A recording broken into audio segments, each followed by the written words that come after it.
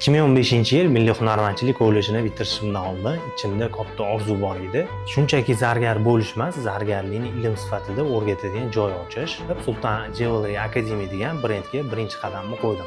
Firma ochdim. Lekin firma ochish boshqa, litsenziya olish boshqa ekan. Shu paytda 18 yoshga to'lmagan yosh bola edim.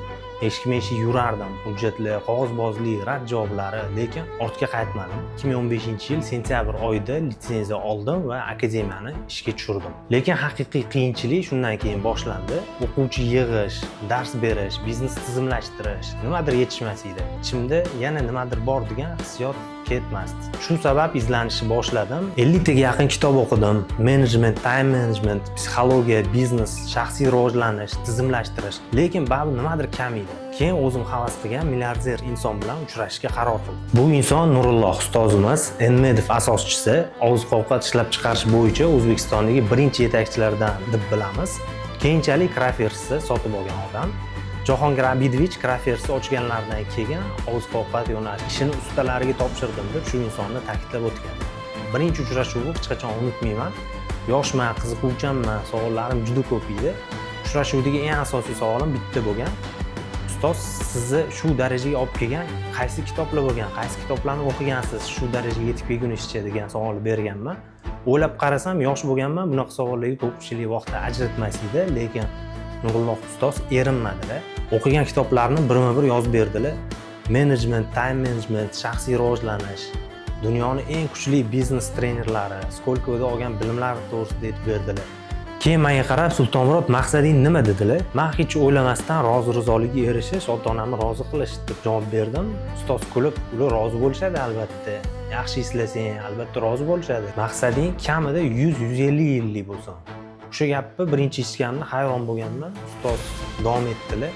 Har 2 yil, 3 yil, 5 yilda maqsadingga erishganingdan keyin endi nima degan savolga javob bera olishga tayyor bo'lsin. Har bitta marrani ortida undan kattaroq maqsad kutib tursin deganlar. Keyin Steve Jobsni misol qilib aytdilar. Steve Jobs har qadamida maqsad bilan yashagan. Qo'pol qilib aytganda, hojatxonada ham o'tirganda o'zini fikr maqsadini o'ylab o'tirgan. Odamning miyasi, yuragi ham bitta maqsad bilan yashash kerak deb aytganlar. Yana bitta gaplari hozirgacha qulog'imda jaranglaydi. Maqsadi bor odam hamma narsani sota oladi, imkoniyat yerda yotadi. Mix bo'ladimi, bolt bo'ladimi, oddiy narsadan ham biznes qilish mumkin. Imkoniyat cheklanmagan, lekin maqsadi aniq bo'lib harakat qilgan odamlar dunyoda 1% ham emas. Shunda men shu 1%, 5-7% iloji yo'qmi? Siz biznes trenerlik qilib namuna bo'lsangiz deganimda ustoz aytganlar, yo'q, odamni o'zi xohlamasa hech qanaqa kitob ham, hech qanaqa ustoz ham yordam bera olmaydi deb javob berganlar. Keyin yana bitta og'ir savol berdilar. Maqsading uchun nimadan voz kecha olasan deb aytdilar. Jim bo'lib qoldim.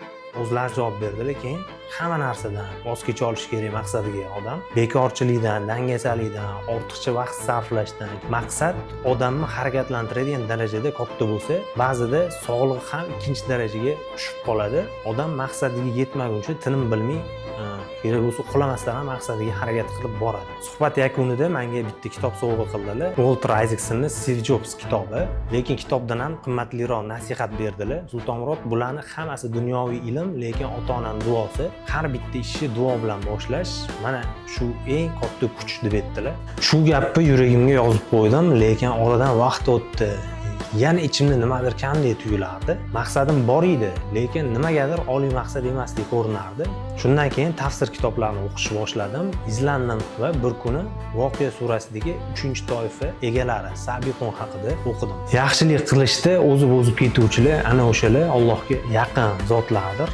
Bu oyatni o'qigandan keyin maqsadim butunlay o'zgardi. Oldin boy bo'lishni xohlardim, pul erkinligiga chiqishni xohlardim, dunyo kezishi. Lekin keyin tushundim, boylikni o'zi maqsad emas, boylik vosita xolos. Asl maqsad sabiqunlardan bo'lish, yaxshilikda oldinda yurish, ilm qoldirish, sadaqa berish, odamlarga foyda berish, oilani ko'tarish, qarindoshlarga suyanch bo'lish, qo'shnilarga foyda tegish, jamiyatning yukini yelkaga olish. Mana shu maqsad odamni ham boy qiladi, ham Allohga yaqin qiladi. Haligacha shu ma'noni to'liq anglashga harakat qilaman, hali ham o'rganaman.